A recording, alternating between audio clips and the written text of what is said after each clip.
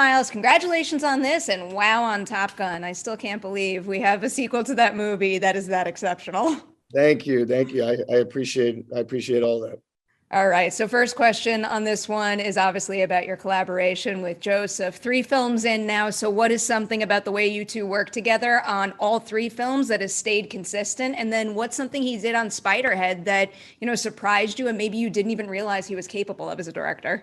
Well, I think with Joe, we're just I think we meshed pretty quickly on Only the Brave. I think that happened because I just really trusted him. I think that from looking at his other work, that everything behind the camera is going to be taken care of. That visually, whatever's on screen is going to be very interesting. And I think that's really Joe's sweet spot, is kind of creating these worlds. Obviously with Top Gun and Spiderhead, it's a little more, I think, in that pocket. Only the Brave was just so gritty and so naturalistic and really, dealing with that. But I just don't think Joe can really offend me at this point. And I think it goes the same way. I just think that we're really, and at this point, we're just really good friends. And so that, I think that makes the working part of it a lot easier. Stick with him. You two have quite the track record together. There we go. I know, I'm not letting him get away. So I was reading a quote that he gave in the production notes, how this entire ensemble here basically raised each other's games throughout the entire process. So given how many scenes you share with Chris, what's something that you really appreciated about him as a scene partner that maybe even brought something out of your own performance that you didn't even realize you were capable of?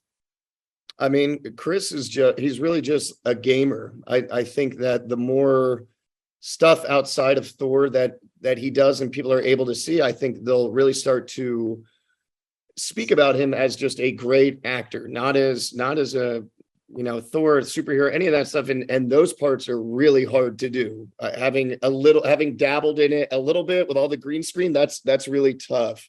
And I think Chris is he can do whatever he wants, man. There's not a single performance that he's not capable of. And he absolutely raised my game. Very, very much believe in what you just said. All right. So for you now, this seems like the ultimate acting challenge and a very unique one at that. So what would you say is the biggest difference between how you approach a scene when the emotion comes about, I guess, more organically versus how it operates here, where someone pushes a button and you got to flip that switch? I know it was tough. And when I was reading the script, there was like certain scenes where I was really nervous about doing, because like you said, it's not coming up organically. There's nothing that's leading you to that emotion or anything. So that stuff was tough. There's a couple times where but I guess it's kind of like theater too, when you're doing a scene and you're staring out into the audience and you're projecting a house or your daughter or whatever it is, and they exist out in a blank space.